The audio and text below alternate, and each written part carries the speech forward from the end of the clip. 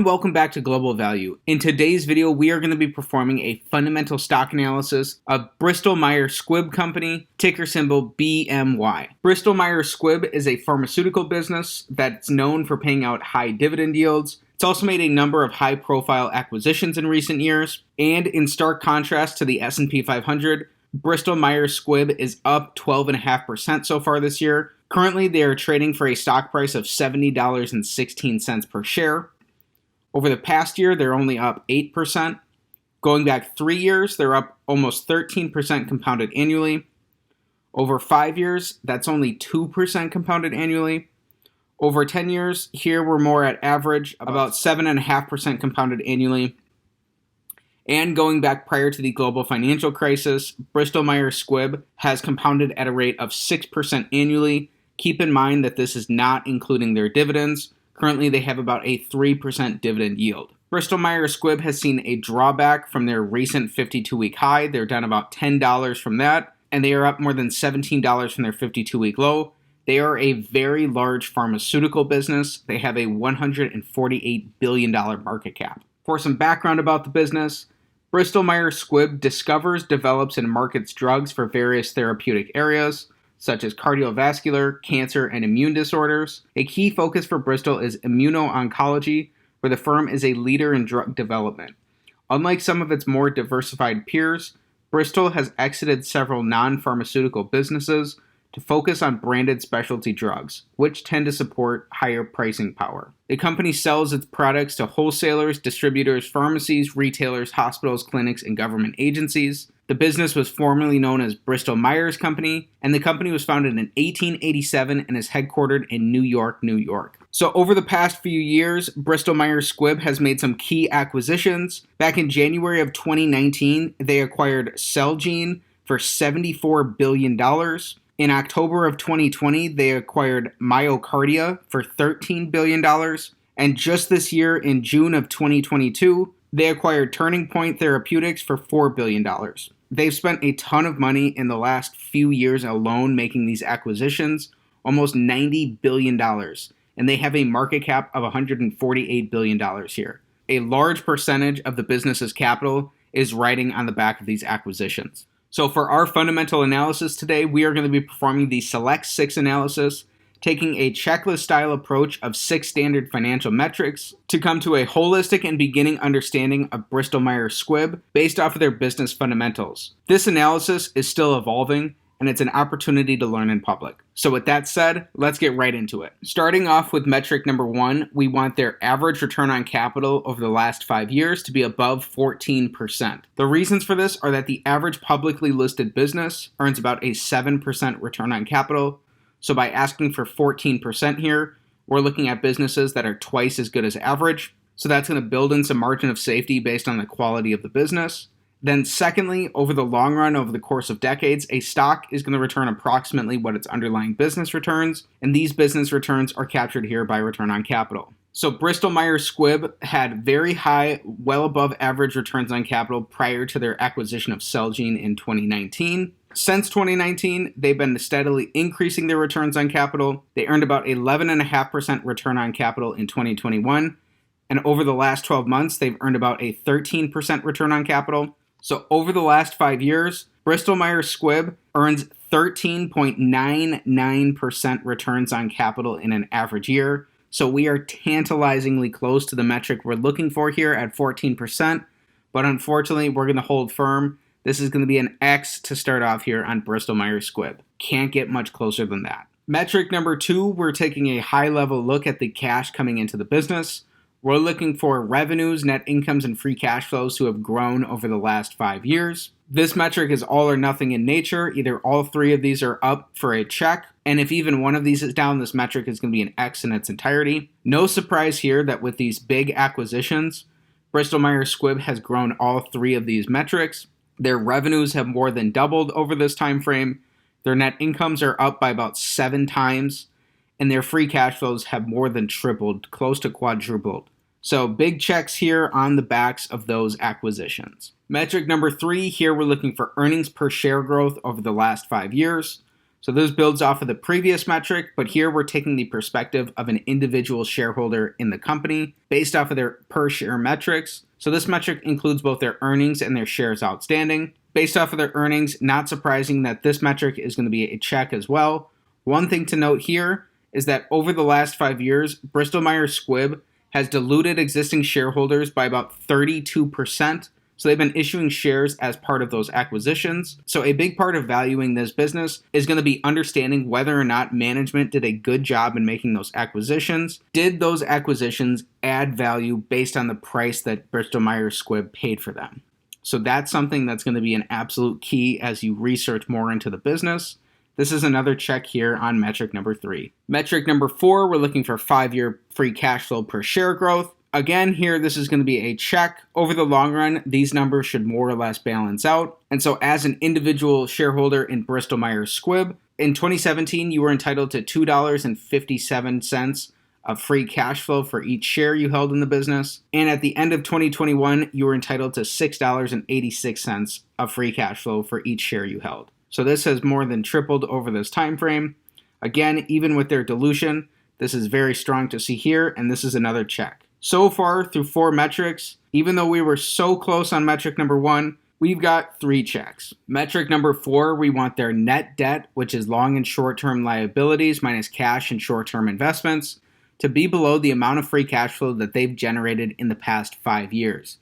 So this helps us evaluate whether the business is using excess leverage or not. We don't want to be invested in overly levered businesses because those are going to be the companies that do the worst during economic downturns. At the end of last year, they had $28 billion of net debt. Currently, they have about $30 billion of net debt. However, over this time frame in the last 5 years, they produced $46 billion of free cash flow. So that has been more than enough to be able to pay down all of this debt. And that's not even considering that a lot of this higher free cash flow in recent years is likely to persist into the future, given the fact that they've expanded their business by so much. A very strong check here. Bristol-Myers is going to have the opportunities to use the bunch of free cash flow that they have left over after paying off all these debts. So free cash flow can be used to pay down debt, make acquisitions, reinvest back into the business, buy back shares, or pay dividends. And ultimately, a business's abilities to produce free cash flows now and until Judgment Day, discounted back by some reasonable interest rate, is what that business is going to be worth. So they have flexibility when it comes to how they spend their free cash flows. Strong sign here on metric number 5, and through 5 metrics, we've got 4 checks. Finally, the big metric of them all, metric number 6, we want their average free cash flow yield relative to their total enterprise value to be above 5%. So this is going to give us a slight risk premium to the risk-free rate, which ultimately is going to potentially give us a reason to be interested in the business. We're using total enterprise value here because it incorporates both their market cap and their net debt position. So this is going to be more reflective of economic reality, and it's going to be as if Bristol-Myers Squibb were a private business.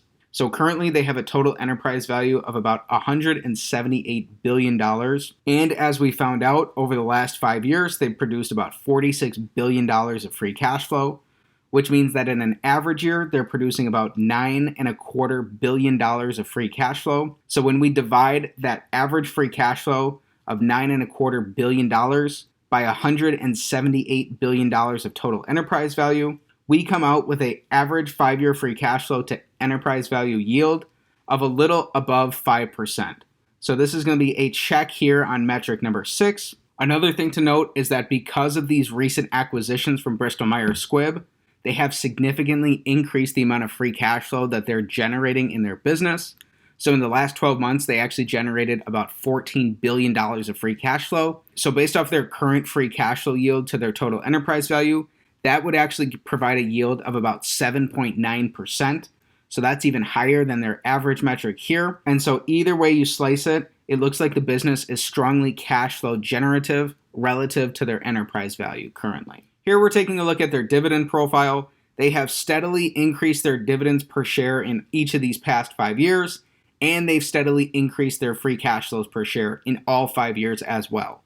So this is an excellent sign to see here. Currently, they have a 3% dividend yield. It's great to see that their dividends are supported by their cash flows because people make mistakes all the time by blindly chasing dividend yields. If a business's dividend is part of the reason that you're interested in the business, you should be checking to make sure that those dividends are supported by their cash flows, as is the case from Bristol-Myers Squibb here. Great sign to see. The other thing we can notice is that the percentage of their free cash flows that they're paying out as dividends has also gone down over this time. So they have even more of a gap to be able to potentially grow this dividend now and into the future. So that's not a guarantee. This is a 5-year historical snapshot, but that looks like a good probability. Then finally here, we're using a discounted cash flow model to come to a potential fair value for Bristol-Myers Squibb. So starting with the current amount of free cash flow that they're generating per share, and then using a growth stage for the next 10 years with a growth rate of 3%, which is based off of their historical abilities to grow free cash flows over the last 32 years. Then adding in a terminal growth stage where we assume that the company stays flat for the next 10 years. If you wanted a 10% rate of return using those growth assumptions, which give us a baseline into the future based off their historical numbers. However, you need to confirm or disconfirm these for yourself, as a discounted cash flow model, as with any model, totally depends on the inputs into that model. Then if you wanted a 10% rate of return over the next 20 years for Bristol-Myers Squibb, it looks like a fair value for the business would be about $66.50 per share. So you'd have to come down about 5% from today's current prices to attain that 10% rate of return going forward into the future. Keep in mind that this would be including dividends, so we would not want to be doubly counting dividends here. At today's prices, again, based off of these historical assumptions, which are assumptions that need to be checked, you could reasonably expect about a 9% rate of return if these baseline assumptions held true into the future. So both this discounted cash flow model and this analysis as a whole are not financial advice. They are not a buy or sell recommendation of any security. Before considering investing in any security, please consult with the properly licensed and registered financial and legal professionals. This type of analysis is meant to be a holistic starting point to help you determine whether it's worth your while to dig in and learn more about the business. The best way to do that is to dive into the company's 10Ks and read through some of management's recent earnings call transcripts to get a better sense of the opportunities and risks associated with the business, and to understand how management is approaching capital allocation going forward. These big acquisitions have been a huge part of Bristol-Myers Squibb's growth over the last several years or so.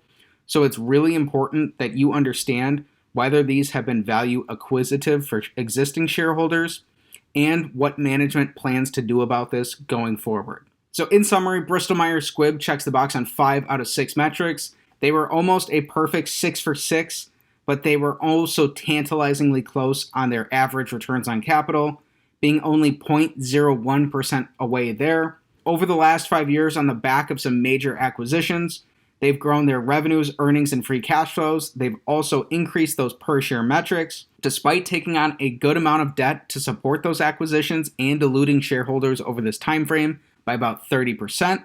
The business is still generating a strong amount of free cash flows that have increased in all 5 years, and both their average and current free cash flow yields relative to their total enterprise value look attractive based off of that 5% metric we're going for there. So they could potentially offer an enhanced risk premium in that regard. Then looking at their dividend under the hood, it looks like their abilities to pay and increase their dividend are well supported by their cash flows based off of their past performance. And finally, using a discounted free cash flow model based off of historical assumptions that need to be validated independently or invalidated by yourself, then it looks like at today's prices, you could reasonably expect about a 9% rate of return going forward, including dividends over the next 20 years for Bristol-Myers Squibb. If using those assumptions, you wanted a 10% rate of return, you'd have to wait for the business to fall by about 5% to about $66 per share. One of the keys here for Bristol-Myers Squibb is to understand those acquisitions in more depth, because the company has certainly done a lot of them, and they've used those as a way to grow their business, devoting a big percentage of their overall net worth to be able to do so. Again, this type of analysis is not financial advice. It is not a buy or sell recommendation of any security. And before making any sort of investment, please consult with the properly registered financial professionals. So with that said, that's it for today's fundamental stock analysis of Bristol-Myers Squibb Company, ticker symbol BMY. If you enjoyed today's video, please be sure to like the video, subscribe to the channel for more stock analysis videos, and comment down below what business you want me to take a look at next time. Thanks for learning about Bristol-Myers Squibb with me, and have a great day.